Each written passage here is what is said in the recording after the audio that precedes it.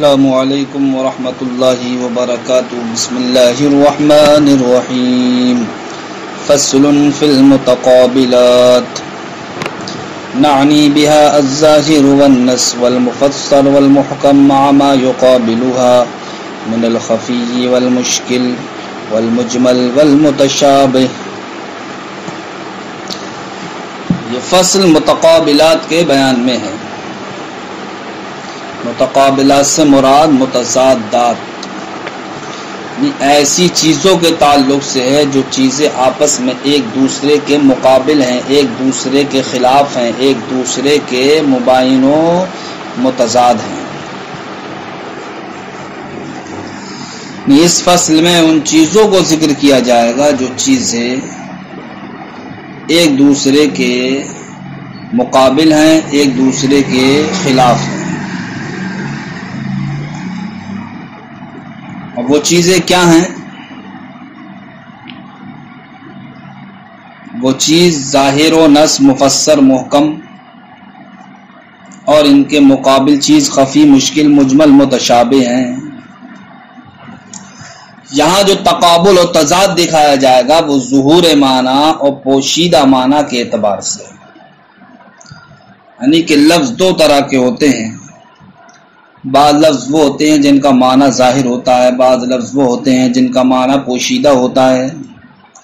پھر جناب والا ظہور معنی کے اعتبار سے بھی الفاظ کے کئی درجے ہوتے ہیں. بعض الفاظ کے معنی کا ظہور بہت کم درجے کا ہوتا ہے، بعض الفاظ کے معنی کا ظہور اس سے زیادہ درجے کا ہوتا ہے. اسی طریقے سے معنی کی پوشیدگی کے اعتبار سے بھی وہ الفاظ جن کا معنی پوشیدہ ہے اس میں بھی کیا ہے، چند مراتب ہوتے ہیں. بعض کا معنی بہت زیادہ پوشیدہ ہوتا ہے، بعض کا معنی کچھ کم پوشیدہ ہوتا ہے. لہذا ظاہر، اس کا معنی کیا ہوتا ہے؟ ظاہر ہوتا ہے، لیکن اعلی درجے کا ظہور نہیں پایا جاتا اس میں، بلکہ سب سے نچلے درجے کا ظہور پایا جاتا ہے. پھر اس سے بڑھ کر کے معنی میں ظہور نص میں پایا جاتا ہے، پھر اس سے بڑھ کر کے معنی میں ظہور مفسر میں پایا جاتا ہے، پھر اس سے بڑھ کر کے معنی میں ظہور محکم میں پایا جاتا ہے. اسی طریقے سے جناب والا وہ لفظ جس کا معنی پوشیدہ ہے، تو اب پہلی قسم کو اس کی خفی کہا جاتا ہے. تو خفی وہ الفاظ ہیں کہ جن کے معنی میں پوشیدگی بہت کم درجے کی ہوتی ہے. پھر اس سے بڑھ کر جس کے معنی میں پوشیدگی ہو اس کو مشکل کہا جاتا ہے، پھر اس سے بڑھ کر معنی میں پوشیدگی ہو جس میں اس کو مجمل کہا جاتا ہے، اور پھر اس سے بڑھ کر معنی میں پوشیدگی ہو جس میں اس کو متشابہ کہا جاتا ہے. تو اب کہنے کا مطلب یہ ہے کہ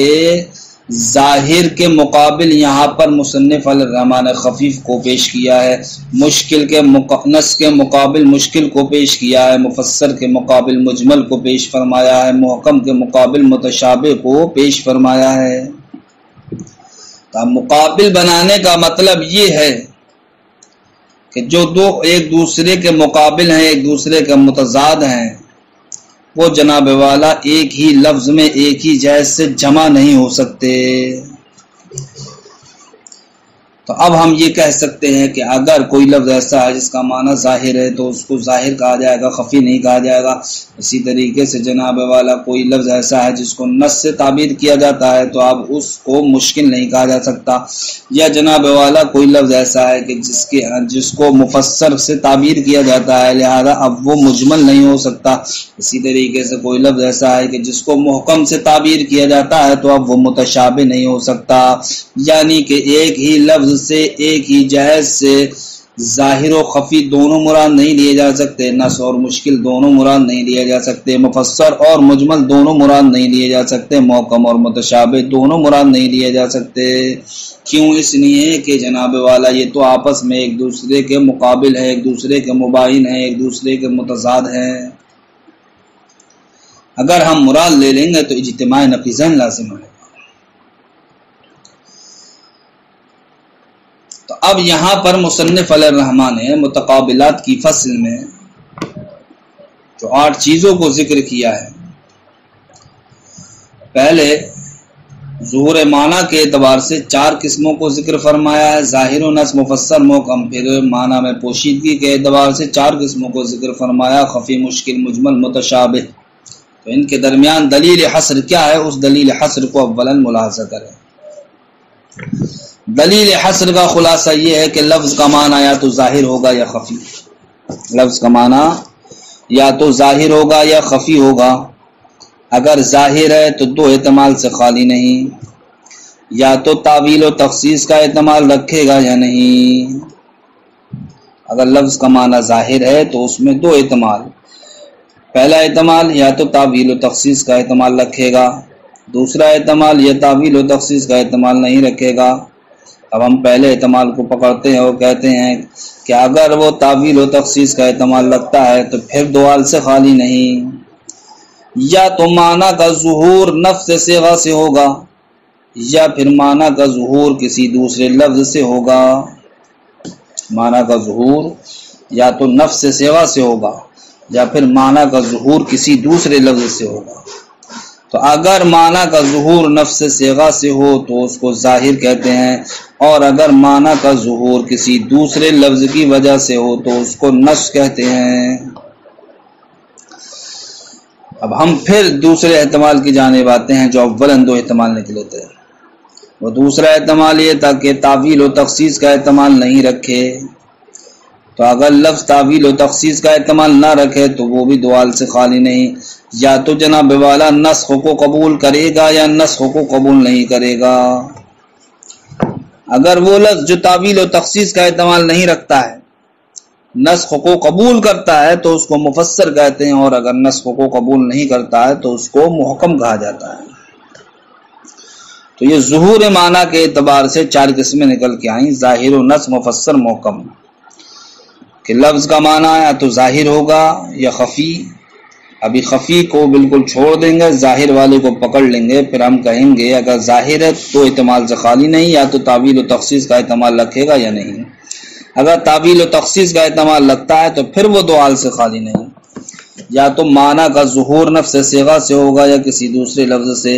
اگر معنی کا ظہور نفس صیغہ سے ہو تو اس کو ظاہر کہتے ہیں، اور اگر معنی کا ظہور کسی دوسرے لفظ کی وجہ سے ہو تو اس کو نص کہتے ہیں۔ اور اگر تعویل و تخصیص کا احتمال نہیں رکھتا ہے تو پھر وہ 2 حال سے خالی نہیں، یا تو نسخ کو قبول کرے گا یا نہیں۔ اگر نسخ کو قبول کرتا ہے تو اس کو مفسر کہا جاتا ہے، اور اگر نسخ کو قبول نہیں کرتا تو اس کو محکم کہا جاتا ہے۔ اب دوسرے احتمال کو ہم پکڑیں گے کہ لفظ کا معنی کیا ہو، پوشیدہ ہو۔ تو لفظ کا معنی اگر پوشیدہ ہے تو وہ بھی 2 حال سے خالی نہیں، یا تو پوشیدہ ہونا کسی عارض کی وجہ سے ہوگا یا نفس صیغہ کی وجہ سے ہوگا۔ لفظ کے معنی میں جو پوشیدگی ہے، لفظ کے معنی میں جو ظہور نہیں ہے، تو وہ پوشیدگی یا وہ ظہور نہ ہونا یا تو کسی عارض کی وجہ سے ہوگا یا نفس صیغہ کی وجہ سے۔ اگر عارض کی وجہ سے ہے تو اس کو خفی کہتے ہیں، اور اگر نفس صیغہ کی وجہ سے ہے تو اس کے اندر 2 احتمال ہیں، یا تو سیاق و سباق میں غور و فکر کرنے سے معنی معلوم ہو جائے گا یا نہیں، یا تو سیاق و سباق میں عبارت میں آگے پیچھے غور کرنے سے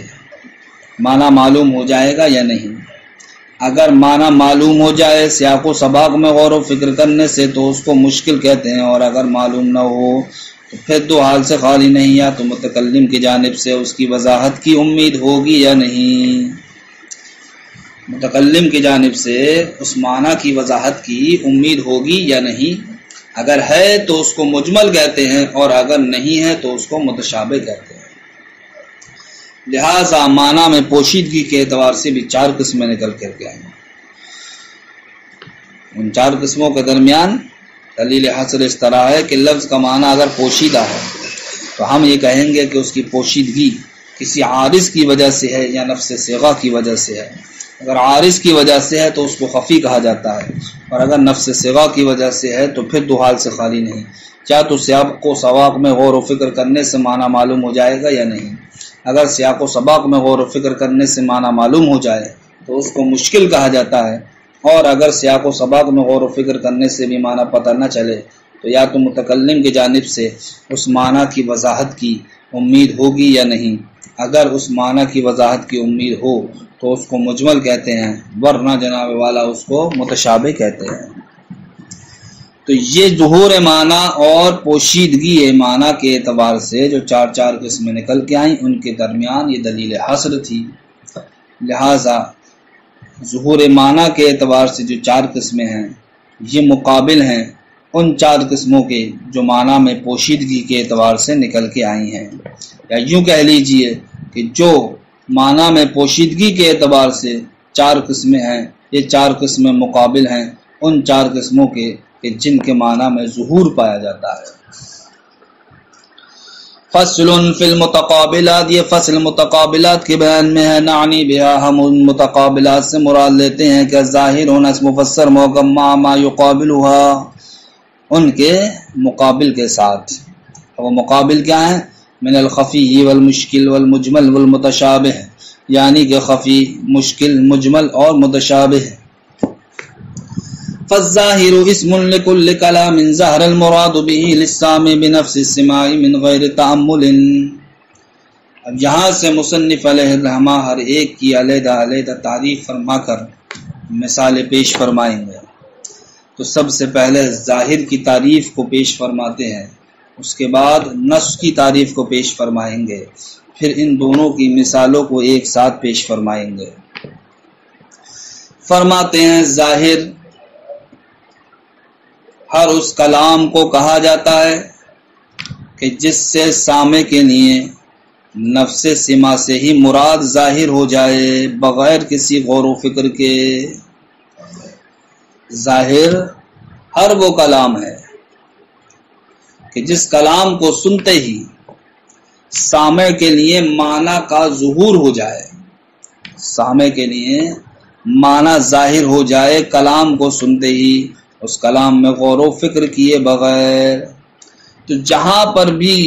لفظ سے ہی سامع کے لیے اس کا معنی ظاہر ہو جائے بغیر کسی غور و فکر کے، تو اس لفظ کو، اس کلام کو کیا کہا جاتا ہے؟ ظاہر کہا جاتا ہے۔ اور نص کہتے ہیں کہ جس کی وجہ سے کلام کو لایا گیا ہو، جس کی وجہ سے کلام کو لایا گیا ہو۔ اولاً آپ دونوں کی تعریف ذہن میں رکھیں، پھر آگے جو مثال پیش کی جائے گی ان مثالوں کے ذریعے سے دونوں کی تعریف آپ کے نزدیک واضح ہو جائے گی۔ تو ظاہر ہر اس کلام کو کہا جاتا ہے کہ جس سے سامع کے لیے نفس سما سے ہی مراد کیا ہو جائے؟ ظاہر ہو جائے بغیر کسی غور و فکر کے۔ اور نص کہتے ہیں کہ جس کی وجہ سے کلام لایا گیا۔ ان دونوں تعریفوں کو اس مثال میں آپ ملاحظہ کریں، جیسے اللہ رب العزت کا فرمان ہے احل اللہ البیع وحرم الربا، کہ اللہ رب العزت نے بیع کو حلال فرمایا اور ربا کو حرام فرمایا۔ تو یہ آیت کریمہ جناب والا بیع اور ربا کے درمیان جدائیگی بیان کرنے کے لیے لائی گئی ہے۔ بیع اور ربا کے درمیان جدائیگی بیان کرنے کے لیے لائی گئی ہے، اس لیے کہ کفار مکہ بیع اور ربا ان دونوں کو ایک ہی سمجھتے تھے، ایک ہی جانتے تھے، اور کہتے تھے انما البیع مثل الربا، بیع یہ ربا ہی کی طرح ہے۔ تو کفار مکہ بیع اور ربا ان دونوں میں تساوی کے قائل تھے، یعنی کہ کفار مکہ کہتے تھے کہ بیع اور ربا دونوں آپس میں ایک ہی چیز ہیں، علیحدہ علیحدہ نہیں ہیں، ایک دوسرے کے مخالف نہیں ہیں۔ تو اسی بات کا رد کرنے کے لیے اللہ رب العزت نے ارشاد فرمایا اے کفار مکہ جس کا تم دعویٰ کرتے ہو کہ بیع اور ربا یہ دونوں آپس میں ایک دوسرے کے مثل ہیں، ایسا نہیں ہے، بلکہ بیع الگ ہے اور ربا کیا ہے؟ الگ ہے، کیونکہ بیع حلال ہے اور ربا کیا ہے؟ حرام ہے۔ تو حلال چیز جناب والا یہ مخالف اور متضاد ہوتی ہے اس کے کہ جو کیا ہو حرام ہو، لہذا جب بے کے لیے حلال ہونا ثابت اور ربا کے لیے حرام ہونا ثابت، تو اب جو بے ہے وہ ربا نہیں ہو سکتا، جو ربا ہے وہ بے نہیں ہو سکتی، اس لیے کہ اگر ہم دونوں کو ایک مان لیں تو ایسی صورت میں اجتماعی نقیضین لازم آئے گا۔ لہٰذا یہ آیت کریمہ لائی گئی تھی بے اور ربا کے درمیان جدائیگی کو بیان کرنے کے لیے، لیکن احل اللہ البیع وحرم الربا یہ کلام سنتے ہی ہم کو پتہ چل گیا بے کیا ہے حلال ہے اور ربا کیا ہے حرام ہے۔ لہٰذا اس جملے کے اندر دو باتیں پیدا ہوں، ایک تو یہ ہے کہ کلام کو سنتے ہی ہمیں بے کا حلال ہونا اور ربا کا حرام ہونا پتہ چلا، اور دوسری بات یہ ہے کہ بے اور ربا کی درمیان جدائیگی کو بیان کرنے کے لیے اس آیت کریمہ کو لایا گیا ہے۔ لہذا اس آیت کریمہ میں دو باتیں نکل کے آئیں، ایک سنتے ہی ہم کو پتہ چل گیا بے کا حلال ہونا اور ربا کا حرام ہونا، لہذا ہم کہیں گے کہ اس تعلق سے کہ بے حلال ہے اور ربا حرام ہے یہ آیت کریمہ جناب والا کیا ہے ظاہر ہے۔ لیکن اس آیت کریمہ کو چونکہ بے اور ربا کے درمیان جدائیگی بیان کرنے کے لیے لایا گیا ہے تو ہم کہیں گے جدائیگی کے لیے یہ آیت کریمہ یہ کلام اللہ رب العزت کا کیا ہے نص ہے، اس لیے کہ نص کہتے ہیں جس کی وجہ سے کلام لایا گیا ہو، تو یہاں پر بے اور ربا کے درمیان جدائیگی کرنے کے لیے کلام لایا گیا ہے، لہذا جدائیگی کے تعلق سے یہ کلام کیا ہوگا نص ہوگا، لیکن سنتے ہی ہم کو پتہ چل گیا بے کا حلال ہونا اور ربا کا حرام ہونا، لہذا یہ کلام اس تعلق سے ظاہر ہو جائے گا، اس لیے کہ ظاہر کہتے ہیں کہ نفس سما سے ہی سامع کے لیے بغیر کسی غور و فکر کے کلام کا معنی کیا ہو جائے ظاہر ہو جائے۔ دیکھیے فالظاہر اسم لکل کلام ظہر المراد به للسامع بنفس السماع من غیر تأمل، ظاہر ہر اس کلام کو کہتے ہیں کہ جس سے مراد ظاہر ہو للسامع سامع کے لیے بنفس السماع نفس سماع سے ہی من غیر تأمل بغیر کسی غور و فکر کے،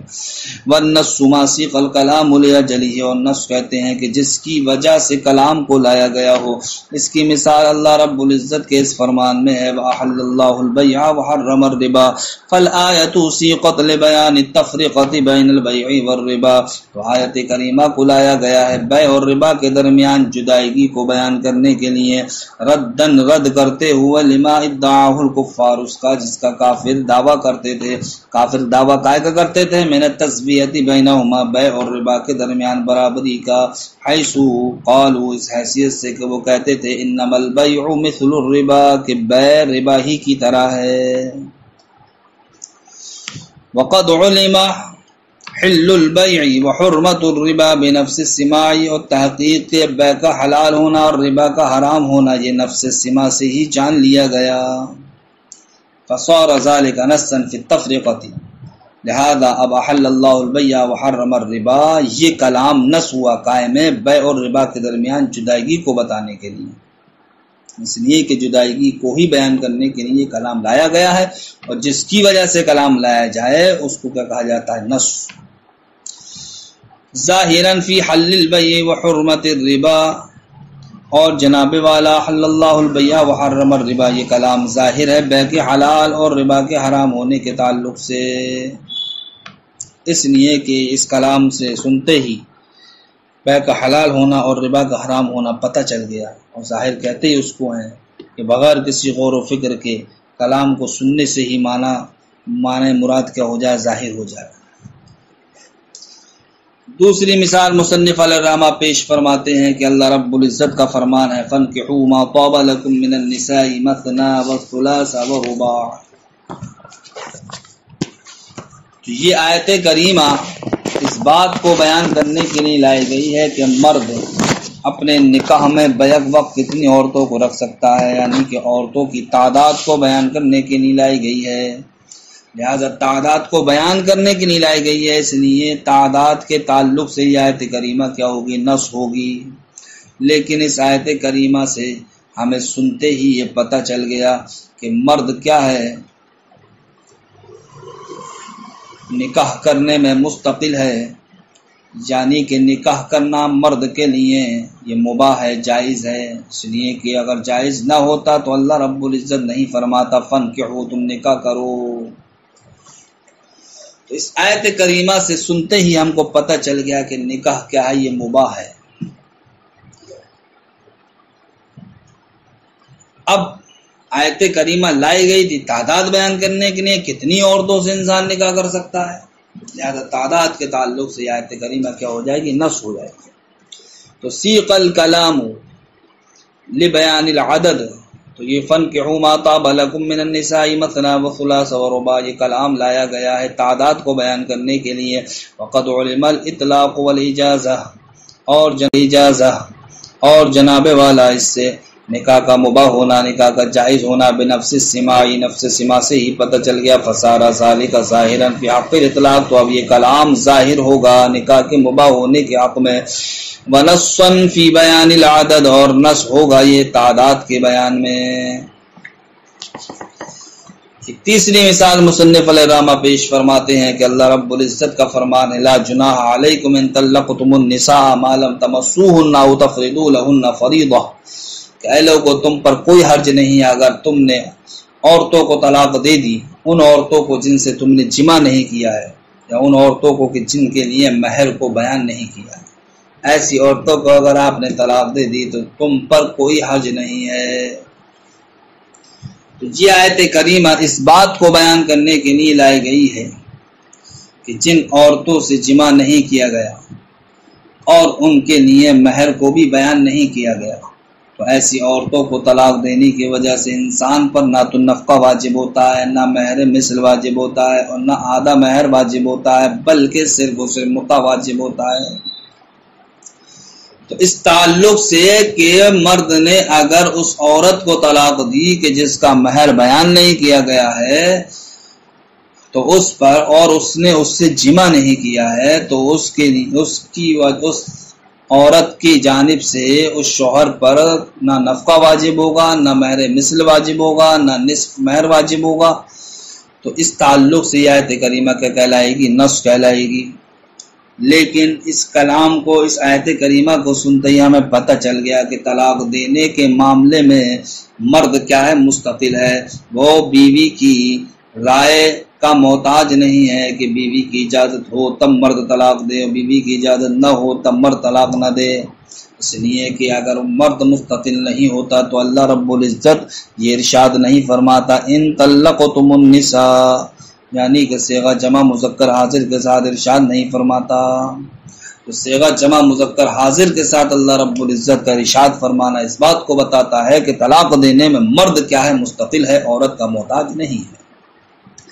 لہذا سنتے ہی ہمیں یہ معنی پتہ چلا کہ طلاق دینے میں مرد کیا مستقل ہے، اس تعلق سے یہ آیت کریمہ کیا ہوگی، ظاہر ہوگی، اور اس بات کو بیان کرنے کے لیے لائی گئی ہے کہ جس کا مہر بیان نہ کیا گیا ہو اور اس سے مرد نے جمع نہ کیا ہو تو کوئی بھی چیز اس پر واجب نہیں ہوتی ہے۔ اس تعلق سے یہ آیت کریمہ کیا ہوگی، نص ہوگی۔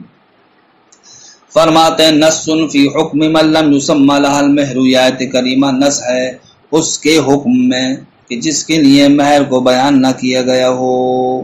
یعنی کہ جس کے مہر کو بیان نہیں کیا گیا اور اس عورت سے جمع بھی نہیں کیا گیا، تو اس عورت کو طلاق دینے کی وجہ سے شوہر پر نہ نفقہ واجب ہوگا، نہ مہر مثل واجب ہوگا، نہ مہر نصف واجب ہوگا، بلکہ صرف اور صرف متع یعنی کہ کپڑے واجب ہوں۔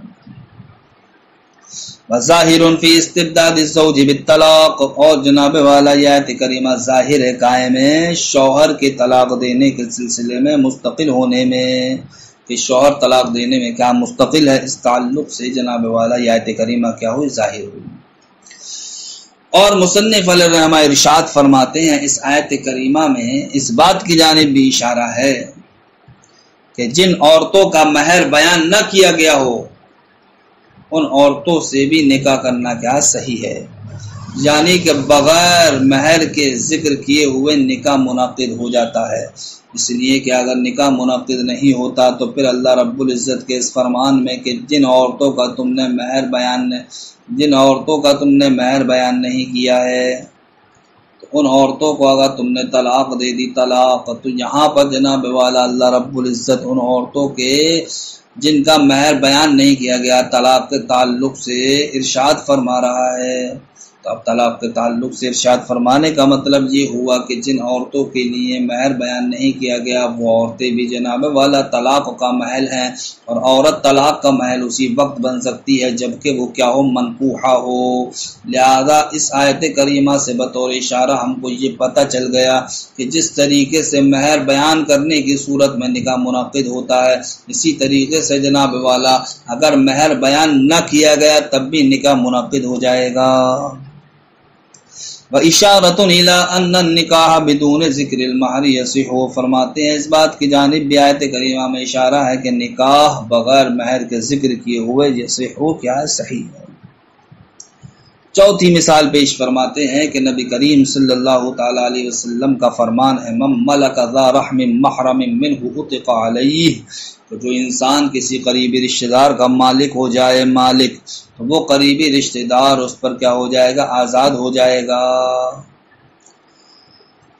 لہذا اس حدیث پاک سے ہمیں سنتے ہی کیا پتہ چلا کہ قریبی رشتہ دار کا انسان مالک ہو جاتا ہے۔ تو ملکیت کا جو ثبوت ہم کو حاصل ہوا اس حدیث پاک کو سنتے ہی، تو اس تعلق سے یہ حدیث پاک کیا ہوگی، یہ ثبوت ملک کے تعلق سے یہ حدیث پاک ظاہر ہوگی۔ لیکن کس وجہ سے اس حدیث پاک کو لایا گیا ہے؟ اس وجہ سے اس حدیث پاک کو لایا گیا ہے کہ ایک قریبی رشتہ دار کا اگر کوئی مالک ہو گیا تو مالک ہونے کی وجہ سے اب وہ قریبی رشتہ دار اس پر کیا ہو جائے گا، آزاد ہو جائے گا۔ تو اب قریبی رشتہ دار کی آزادی کے تعلق سے اس حدیث پاک کو لایا گیا ہے۔ تو اب یہ حدیث پاک قریبی رشتہ دار کی آزادی کے متعلق کیا ہو جائے گی، نص ہو جائے گی، نص۔